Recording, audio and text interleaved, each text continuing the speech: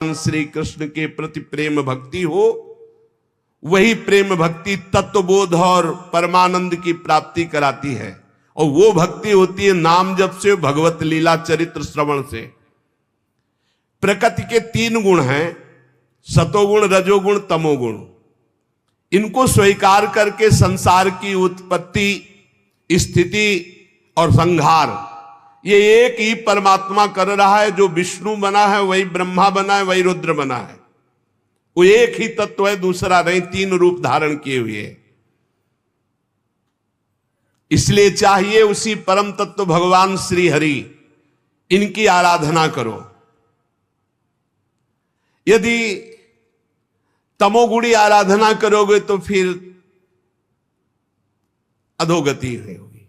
अब जैसे तमोगुण में कोई भूतों की आराधना करता है, कोई ऐसे जो, तो फिर उसी वैसे ही स्वभाव बनता, वैसे ही गति होती है।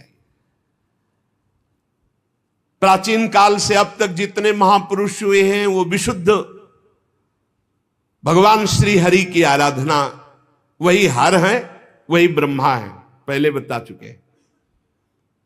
जो इस संसार सागर के पार जाना चाहता है उसे किसी की निंदा तो नहीं करनी, किसी में दोष दर्शन नहीं देखना, पर जो घोर स्वभाव वाले लोग हैं इनसे दूरी बना के रखना है। ना इनकी उपासना करनी है, ना इनका संग करना है। जिसका स्वभाव राक्षसी है वो भी अपने को आराधक मानते कि मैं आराधना करता हूं, बड़े राक्षसी स्वभाव के, पशुओं की हत्या करना, मदिरा पीना, सब। कभी ऐसे लोगों का संग न करे। जो धन और ऐश्वर्य की, संतान की कामना से भूत प्रेतों को पूजते हैं, वो भूत ही प्रेत बनते हैं। ध्यान रखना, क्योंकि उनका स्वभाव उनके जैसा मिलता है तो उनकी वही गति होती है। एक यक्षिणी को सिद्ध किए थे, कान में ऐसे विष्ठा लगाए थे, तो कान में यक्षिणी विष्ठा में बैठ करके वो बताती थी कि इनका नाम ये है, ये यहां से आए, इस कामना से आए। तो एक बार भाई जी श्री हनुमान प्रसाद पोद्दार जी के पास सूचना पहुंची कि एक भगवत प्राप्त महात्मा है, वो देखते ही बता देते हैं तुम्हारा नाम क्या है, तुम्हारा गांव क्या है, तुम किस काम से आए हो। भाई जी ने कहा ऐसी तो सिद्धियां होती हैं, भगवत प्राप्ति तो अलग विषय है, ऐसा तो सिद्धियों का विषय होता है। फिर उन्होंने छोटी छोटी सब बातें उनकी बताई, तो भाई जी ने कहा हम भी दर्शन करेंगे ऐसे। भाई जी गए तो भगवत प्राप्त महात्मा भाई जी, उन्होंने एक ही दृष्टि में देखा भक्ति तो है ही नहीं, और ये कोई साधारण सिद्धि है, ये कोई भागवतिक सिद्धि नहीं। तो जब सब चले गए तो उन्होंने भी बताया कि आप भाई जी से हनुमान प्रसाद पोद्दार जी हैं, आप ये जानने आए हैं कि हम कौन सी सिद्धि रखते हैं। भाई जी ने कहा हाँ ये तो बात है, पर हम ये जानना भी चाहेंगे कि आपका पर्सनल ज्ञान तो है नहीं, आप त्रिकालज्ञ तो है नहीं, फिर आपको बता कौन रहा है। अब आसपास हटा करके फिर कान में रुई ऐसे लगाए हुए थे, दिखाया कि ये मल है और इसमें यक्षिणी बैठी है, वो सब बताती है। भाई जी ने कहा हम इस बात से प्रसन्न हुए कि आपने कोई छल कपट नहीं किया, आपने स्पष्ट बता दिया, लेकिन हम ही आपको बताते जा रहे हैं कि यही आपकी दुर्गति करेगी। आप सबको बताते हैं और मैं तुम्हें बताता हूं कि यही तुम्हारी दुर्गति करेगी। एक दिन यक्षिणी से पूछा उसने कि हम मरेंगे कब, तो मरने का टाइम उसने बता दिया। तो मरने के टाइम को जो सुना तो भागे नर्मदा की तरफ कि वहां जाके एकांत में, अब क्योंकि उनको पता था कि इससे कल्याण थोड़ी होना है, उठा के पटक दिया। यक्षिणी ने कहा जिंदगी भर गुलामी करवाता रहा, अब जाएगा अपने को तरने के लिए, अब मैं तेरे ऊपर सवार रहूंगी, तू मेरी आज्ञा का पालन करेगा, अभी शरीर छूटे तेरा तब अभी दे। बिल्कुल नहीं, नर्मदा जी जाले दिया, पटक दिया उठा के। तो कह रहे हैं ये जो भूत प्रेतों की उपासना करते मिलता जुलता स्वभाव है, उनकी गति भी ऐसी ही हो जाती है। पितृभूत प्रजेशादीन श्रेय ऐश्वर्य प्रजेप सभा, जो रुपये की कामना से, संतान की कामना से, नाना प्रकार की भोग कामना से, ये सब बहुत सावधान जीवन भगवान की प्राप्ति के लिए है। वेदों का तात्पर्य श्री कृष्ण में है, यज्ञों का उद्देश्य श्री कृष्ण है, योग श्री कृष्ण है, समस्त कर्मों की समाप्ति श्री कृष्ण में है। ज्ञान से ब्रह्म स्वरूप श्री कृष्ण को ही जाना जाता है। तपस्या से श्री कृष्ण की प्रसन्नता प्राप्त की जाती है। धर्मानुष्ठान से श्री कृष्ण को ही रिझाया जाता है। सब साधनों की गतियां श्री कृष्ण में ही समा जाती हैं। वासुदेव परा वेदा, वासुदेव परा मखा, वासुदेव परा योगा, वासुदेव परा क्रिया, वासुदेव परम ज्ञानम, वासुदेव परम तपा, वासुदेव परो धर्मो, वासुदेव परागति। इसलिए अन्यत्र दृष्टि मत दो। अपने मन को घसीट कर सर्वलोक महेश्वर, जिन्हें परमात्मा कहा गया, ब्रह्म कहा गया, भगवान कहा गया, उन श्री कृष्ण में चित्त को लगाओ। भगवान के द्वारा ही ये सृष्टि की रचना हुई है, इसका पालन होता है, इसका लय होता है। वो विभिन्न रूप धारण किए हुए वही हैं। श्री श्रुति जी कहते हैं सृष्टि के प्रारंभ में कोई तारीख नहीं लिखी है कब किस दिन से प्रारंभ हुई। ये ऐसी अनिर्वचनीय माया है कि इसकी कुछ तारीखें नहीं होती। कब आप शिशु से बाल्यावस्था से कुमारावस्था, कुमारावस्था से जवान और जवानी से बुढ़ापा, तिथि तारीख ऐसा किसी को आज तक, चाहे जो कोई हो, बकवास भले लिख ले लेकिन किसी को पता नहीं, क्योंकि अनिर्वचनीय है। भगवान का जैसे स्वरूप ऐसे माया का भी स्वरूप है। तो सृष्टि के आदि में कब हुई, तारीख, संवत्सर, दिन कुछ नहीं, अनिर्वचनीय। भगवान ने अपने आप से अपने आप के लोकों के निर्माण की इच्छा की। जो ही इच्छा हुई तो महातत्वादि निष्पन्न 10 इंद्रियां, 1 मन, 5 भूत, ये 16 कलाएं प्रकट हो गई। 5 कर्मेंद्री, 5 ज्ञानेंद्री, 10 इंद्रियां, 1 मन, वही अंतःकरण चतुष्टय कहा जाता है। निश्चय के कारण बुद्धि, चिंतन के कारण चित्त, क्रिया स्वीकृति के कारण अहंकार, वस्तुतः 1 मन ही अंतःकरण है।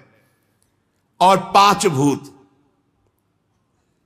जिनसे शब्द, स्पर्श, रूप, रस, गंध, आकाश, वायु, अग्नि, जल, पृथ्वी, ये भगवान ही बन गए। जे ही इच्छा की तो महातत्व आदि से निष्पन्न पुरुष रूप ग्रहण किया। 10 इंद्रियां, 1 मन, वही अंतःकरण चतुष्टय, और 5 भूत, 5 ज्ञानेंद्रियां, 5 कर्मेंद्रियां, अंतःकरण चतुष्टय, पंचभूत और उनकी तन मात्राएं, शब्द, स्पर्श, रूप, रस, गंध, आप ही बन गए। ये आप ही बले हैं, सब आप ही बले हैं। तभी संशय नहीं होगा जब ये बात आप सुन करके स्वीकार करेंगे। उन्होंने जब शब्द, स्पर्श, रूप, रस, गंध के मूल पंचभूत तो उनमें जल भी है, अब वो जल में शयन करने लगे। योग निद्रा का विस्तार कर लिया। कुछ समय बाद उनकी नाभि से वही इच्छा जो मैं बहुत रूपों में हूं, वो एक कमल बनकर के प्रकट हुई। पहले 5 कर्मेंद्रियां, 5 ज्ञानेंद्रियां, अंतःकरण चतुष्टय, 5 महाभूत और 5 तन मात्राएं। अब जल में शयन किया और कुछ समय बाद उनकी नाभि से कमल प्रकट हुआ। और उस कमल में जो प्रकट हुए प्रजापतियों के अधिपति भगवान ब्रह्मा जी प्रकट हुए। चारों तरफ देखा, 4 मुख। और उन्होंने दिव्य दृष्टि से ब्रह्मा जी के पास जो थी देखना शुरू किया कि मैं कौन, कहां, कैसे कैसे आ गया, मैं कौन हूं। भगवान से बड़ी प्रार्थना की, अव्यक्त परमात्मा से। भगवान के उस विराट रूप अंग प्रत्यंग में ही समस्त लोकों की कल्पना हुई। समस्त लोग भगवान में ही विराजमान है। सब में भगवान विराजमान है और सब भगवान में विराजमान है। ये ज्ञान जिसको हो जाता है वो भगवत प्राप्त हो जाता है। यो माम पश्यति सर्वत्र सर्वम च मयि पश्यति तस्याहम न प्रणश्यामि सच में न प्रणश्यति।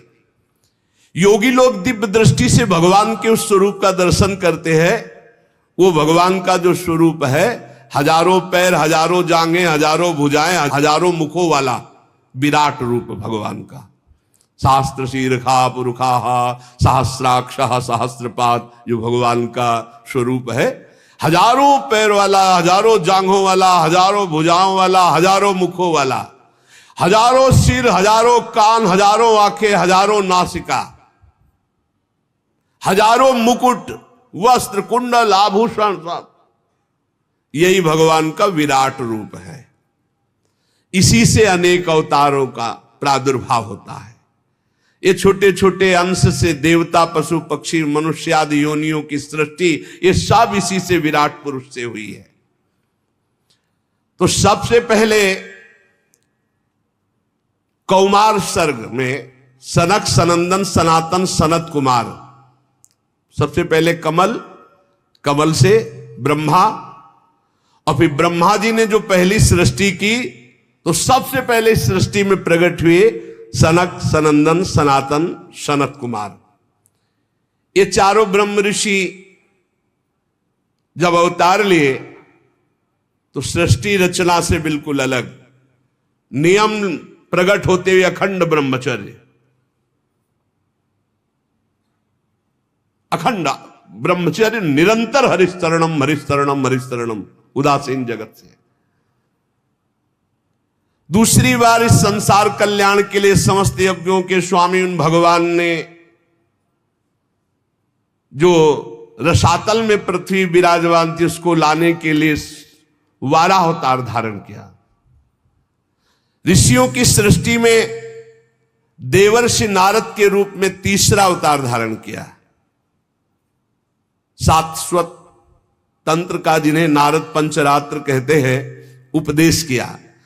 उसमें कर्मों के द्वारा किस प्रकार कर्म बंधन से मुक्ति मिलती, इसका वर्णन है। फिर धर्म पत्नी मूर्ति के गर्भ से नर नारायण के रूप में भगवान ने चौथा अवतार लिया।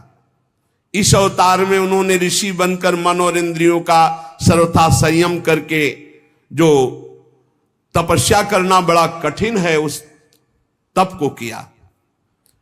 पांचवें अवतार में भगवान ने सिद्धों के स्वामी कपिल के रूप में अवतार लिया। तत्वों का निर्णय करने वाले सांख्य शास्त्र का, जो समय के फेर से लुप्त हो गया था, आसुरी नामक ब्राह्मण को उपदेश किया। ये भगवान अपने स्वरूप को सृष्टि में कितने रूपों में प्रकाशित किए, ये वर्णन। सबसे पहले भगवान 5 ज्ञानेन्द्रिय, 5 कर्मेंद्रिय, अंतःकरण, चतुष्टय, पंच महाभूत और पंच तन्मात्रा।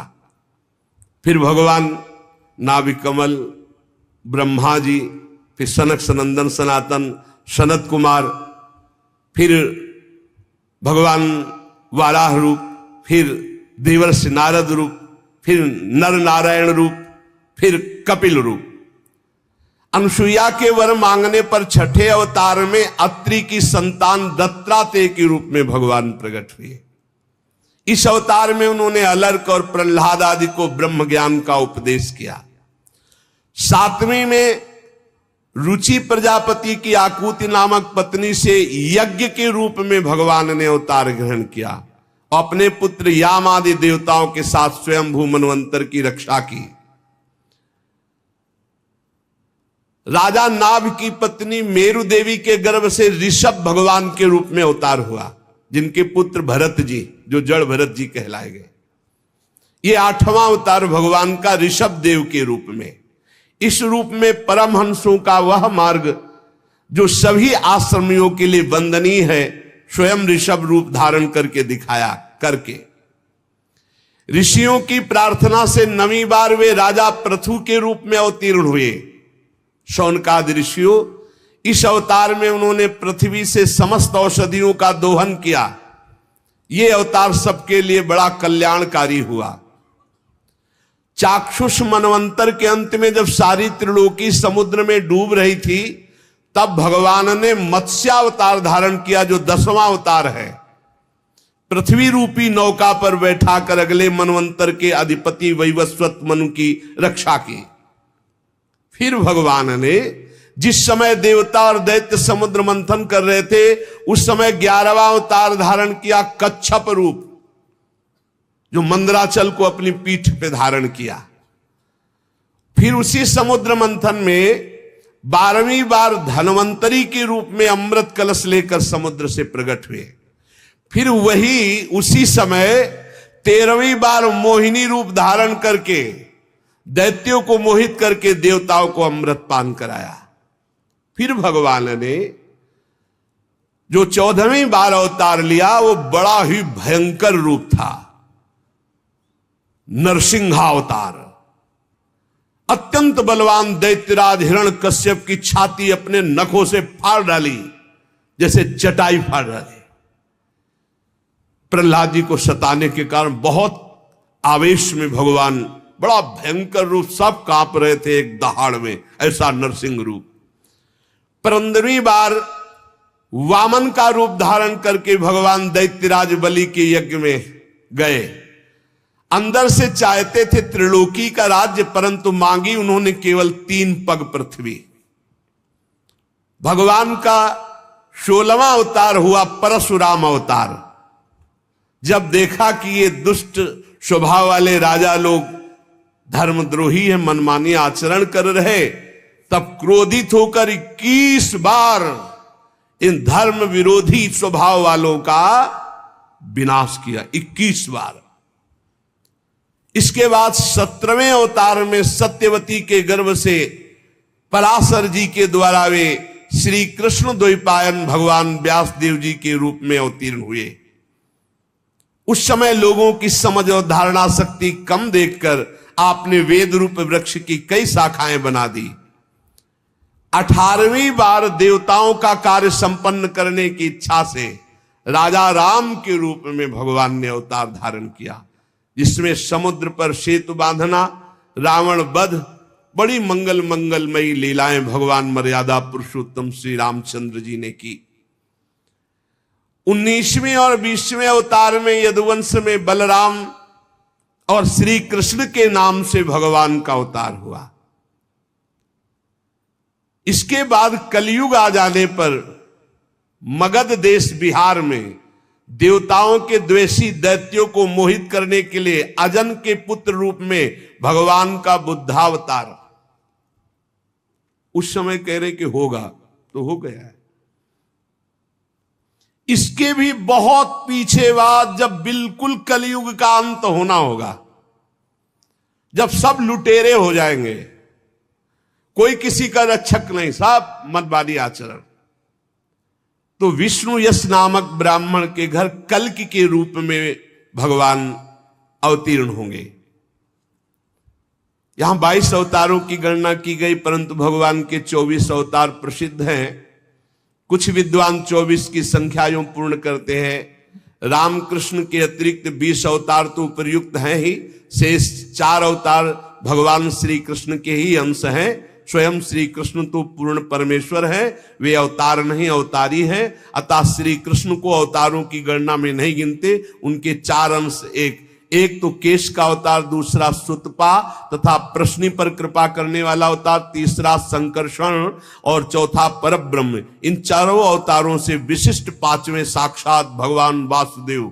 दूसरे विद्वान ऐसा मानते हैं कि 22 अवतार तो प्रयुक्त हैं। इनके अतिरिक्त 2 अवतार और हैं, हंसावतार और हयग्रीव अवतार। ऐसे भगवान के 24 अवतार होते हैं।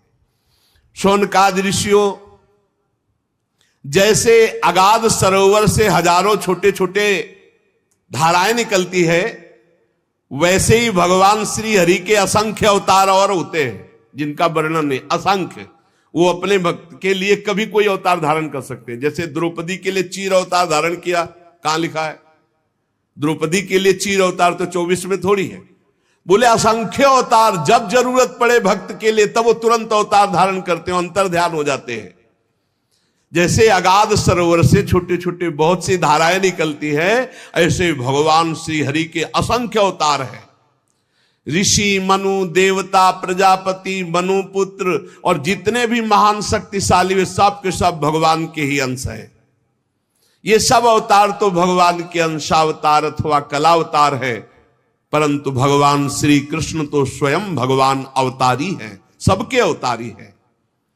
जब लोग दैत्यों के अत्याचार से व्याकुल हो उठते हैं, तब युग युग में अनेक रूप धारण करके भगवान उनकी रक्षा करते हैं।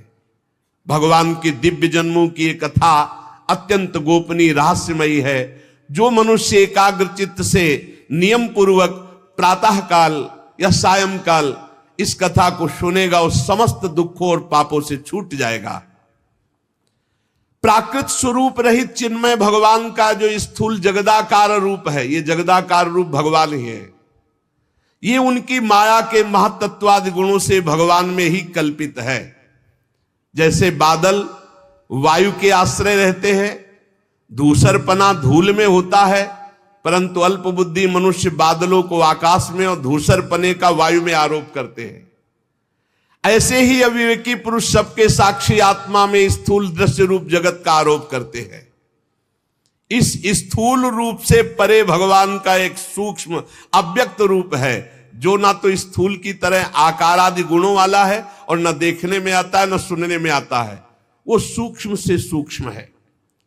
आत्मा का आरोप या प्रवेश होने से वही जीव कहलाता है। बात समझिए अगर पकड़ पा रहे हो। इस आकार आदि से अलग भगवान का एक सूक्ष्माति सूक्ष्म रूप है, न देखने में आता है, न सुनने में आता है, न पकड़ में आता है। सूक्ष्म स्वरूप, उसी को आत्मा कहा गया है। और वही जब शरीराभिमान से युक्त हो जाता है तो उसी को जीव कहते हैं। और उसी शरीराभिमानी का बार बार जन्म मरण होता है। और है कौन? वही है, वही है। बस ये बात समझना है। भगवत स्वरूप होकर भगवत लीला में जाया जाता है। भगवान का एक सूक्ष्म अव्यक्त रूप है जिसका आकार आदि नहीं है, न देखने में आता है न सुनने में आता है। वो बड़ा सूक्ष्म है। तो क्या कहते हैं उसको? बोले आत्मा। और जब वही आत्मा अपने स्वरूप को भूलकर देह भाव में आ जाती तो उसे कहते हैं जीव। और इसी जीव का बार बार जन्म मरण होता है। ये लौटते चले जाओ तो पहुंचोगे वही प्रभु में ही। उपर्युक्त सूक्ष्म और ये स्थूल शरीर, वो सूक्ष्मात्म तत्व स्थूल शरीर अज्ञान के कारण अपना मैं मान लेता है। ये शरीर को मैं मान लेना, सारा झंझट इसी में है। अब जिस अवस्था में गुरु प्रताप से आत्मस्वरूप का बोध हो जाए, शरीर से मैंपन हट जाए, उसी समय जीवन मुक्त ब्रह्म स्वरूप तत्वज्ञानी लोग इस रहस्य को जानते हैं। ये बुद्धि परमेश्वर की साक्षात माया है, बुद्धि तुम्हारी। ये जीव इसी बुद्धि में आसक्त होकर दुर्गति को प्राप्त हो रहा। जैसा निर्णय बुद्धि करती वैसे ही वो करता है, इसलिए बंधता चला जाता है। और जीव है कौन? बोले परमानंद में साक्षात परमात्मा। ये शास्त्र कह रहा है, शास्त्र। आप भूल से शरीर में आसक्त हो, इसलिए जीवात्मा। और शरीर का भाव छोड़ो और परमात्मा स्वरूप में तो ब्रह्मविद ब्रह्म ही भवति। अभी आप वही थे जो जिसकी आराधना कर रहे हैं, हम वही है, उसी के अंश है, उसी के स्वरूप है। जब गीध अपने शरीर को छोड़ के जाता है तो कौन सा रूप होता है? हरि रूपा। गीध देह तज धरि हरि रूपा। भगवान के धाम में कौन सा रूप? हरि रूप लेके। जैसे निकुंज में कौन रूप? प्रिया सहचरी, प्रियाजू का प्रतिबिंब रूप। उसी समय जीव परमानंदमय स्वरूप को प्राप्त हो जाता है जिस समय बुद्धि से अपना संबंध हटा देता है। बुद्धि में फंस गया, पुरंजनी में फंस गया। और पुरंजनी में फंस करके अनेकों पुर में वो रमण कर रहा है, कभी सुअर, कभी कुत्ता, कभी गधा, कभी क्या क्या। इसीलिए तत्वज्ञानी लोग जानते हैं कि इस परमात्मा की माया का नाम बुद्धि है। इस बुद्धि रूपा माया से बच जाए। और सलाह इसी बुद्धि की होती, पूरी की पूरी। जितनी जेलें भरी, जितने अपराध हैं, सबकी सलाहकार ये बुद्धि है। और भगवान कहते हैं मुक्त होना है तो बुद्धि को मेरे में अर्पित कर दो। मय्ये मन आधत्सो मयि बुद्धि में निवेश है। वास्तव में कोई जन्म मरण नहीं। बोले यहां रोज फूंक रहे हैं, रोज मर रहे हैं, रोज जन्म रहे। कहे जन्म मरण स्वप्न, स्वप्न स्वप्न में जैसे देखा ना तो जगने पर सब झूठा होगा ना। ऐसे ही ये मोह चल रहा, बड़ा भारी स्वप्न चल रहा है। अब भगवान कृपा करे तुम जाग जाओ तो तुम भी यही बोलोगे जैसा शास्त्र में लिखा है। तो क्या करें? बोले हृदयेश्वर भगवान की उपासना करो, भगवान की आराधना करो तो तुम्हारे अंदर ज्ञान जागृत हो जाए, तुम जग जाओ। भगवान की लीला अमोघ है। उन्हीं की लीला से सृजन होता है, पालन होता है, संहार होता है। किंतु भगवान किसी में आसक्त नहीं, न सृजन में, न पालन में, संहार। बोले भगवान को दुख नहीं होता है मर रहे? नहीं होता। क्यों? आप फिल्म देखते हैं, आपको दुख होता है क्या? तो बोल दे तुम बड़े निर्दयी हो यार, उसको पिटवा रहे हो, पागल हो। फिल्म चल रही, कोई असली में पिट रहा है क्या? कुछ नहीं, असली में कुछ नहीं हो रहा। असली में ये सब एक साथ बैठकर ठंडा पानी पीते हैं और फिर गुस्सा का रोल करते हैं आके। अच्छा ऐसा होता है? बोले ऐसा है, कोई असली में कुछ नहीं हो रहा है, बस असली में यहां कुछ हो रहे हैं। जगत नाटक वही भवा, वहां तो कम से कम 2-4 रोल वाले हैं।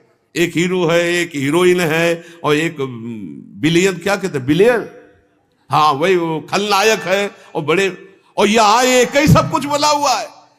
यहां पर्दा भी वही है, नाटक मंच भी वही है, डायरेक्टर भी वही है, और पात्र भी वही है, और दर्शक भी वही। कमाल का ये रहस्य रघुनाथ कर बेगिल जाले कोई, और जो जाले रघुपति कृपा तो सपने मोह न होए। तो बोले भगवान को दुख नहीं होता?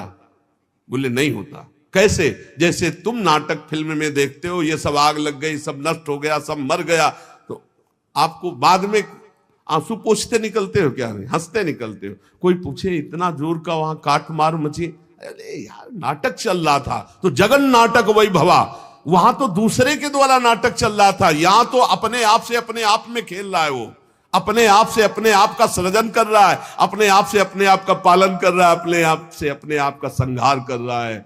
बिल्कुल उसको दुख नहीं। बोले हमें तो बहुत दुख हो रहा है। जैसे स्वप्न में तुम्हें थप्पड़ी आए जाओ तो दुख नहीं होगा, तो जगने पर बताओ कितने थप्पड़ लगे थे, तो हंसी केवल आएगी कि नहीं आएगी?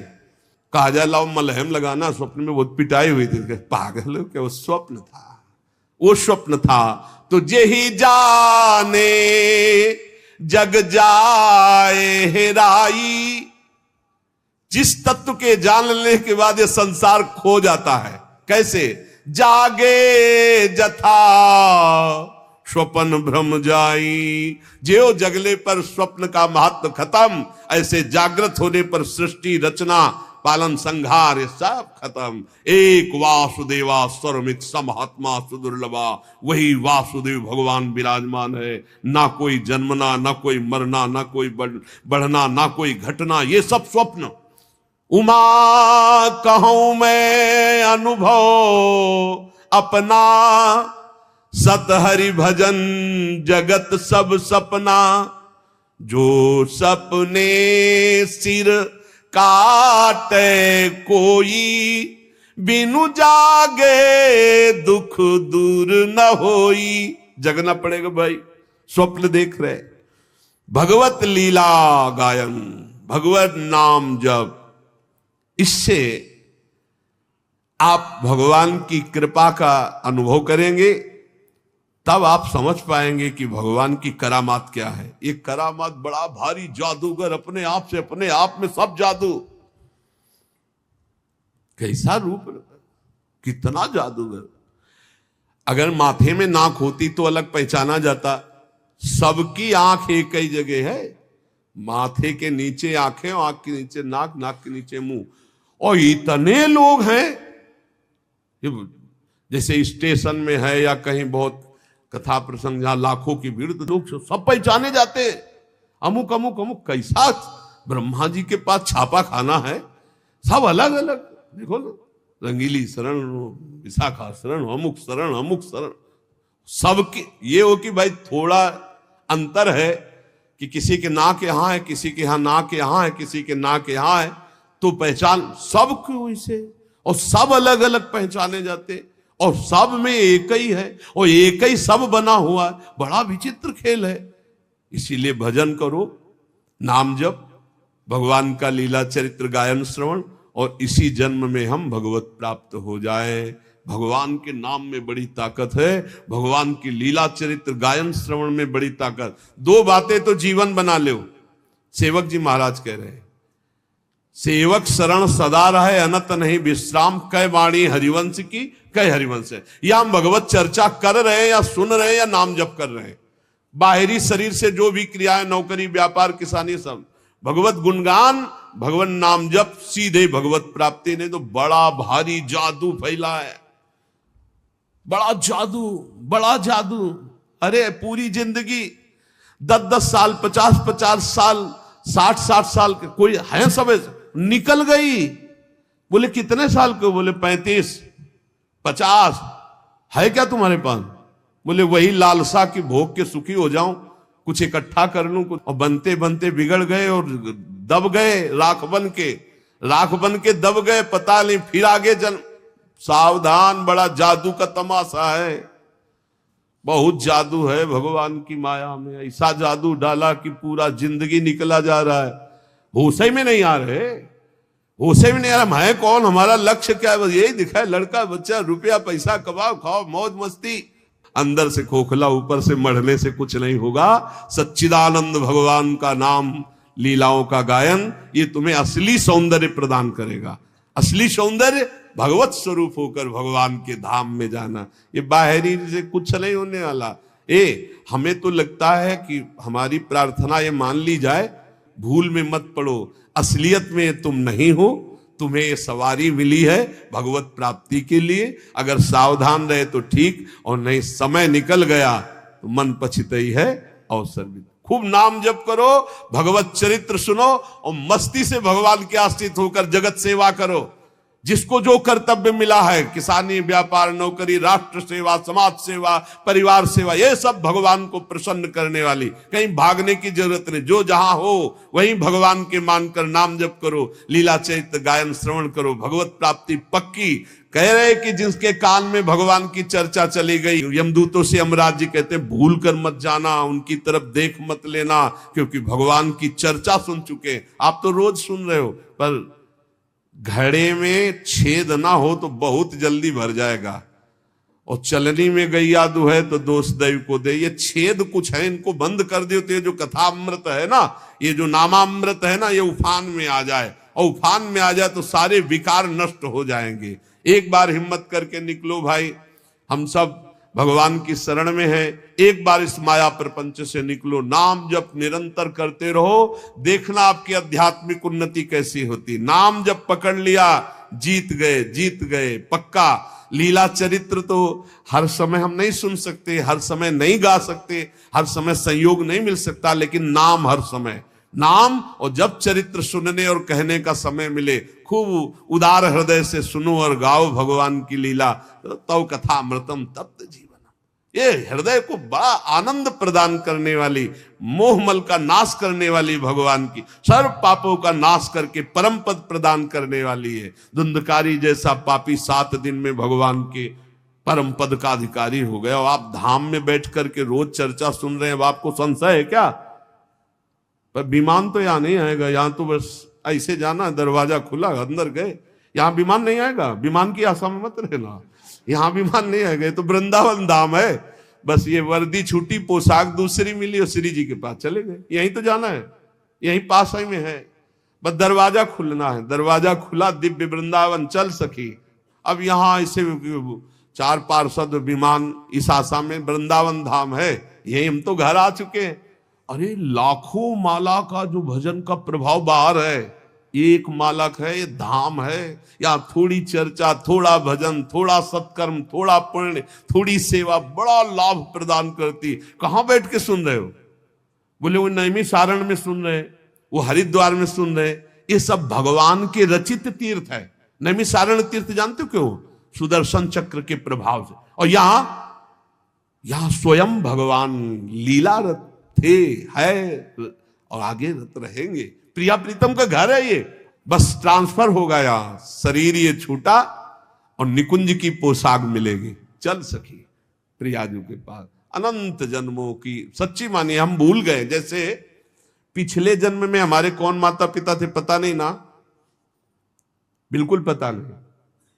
ऐसे हमारे असली परिवार के जन हैं प्रिया प्रीतम। हम भूलकर माया में फंस गए। जिस समय आपको दृष्टि मिलेगी तो आप चिल्ला के रो पड़ेंगे। जैसे अपने माता पिता को पहचान ले तो कैसा लगता है, ऐसे असली आए मिले परिवार आपने, हरिहसि कंठ लगायो, भाग बड़ो वृंदावन पायो। अब बस घर जाना है, अपने घर जाना है और कुछ नहीं रह गया। समय व्यतीत करो, जीवन की श्वासें खत्म हो और अपने श्री जी के पास चलना। विश्वास पक्का रखना, विश्वास में डगमगाए तो साधन बल से नहीं है। हित दूर जो विश्वास है तब ही सुधरे बात, नातर माया पंथ में फिरे जो टक्कर खार। निरंतर नाम जप करो और जितना बन सके उतना परोपकार करो, दूसरों का हित करो, बड़ा आनंद रहेगा।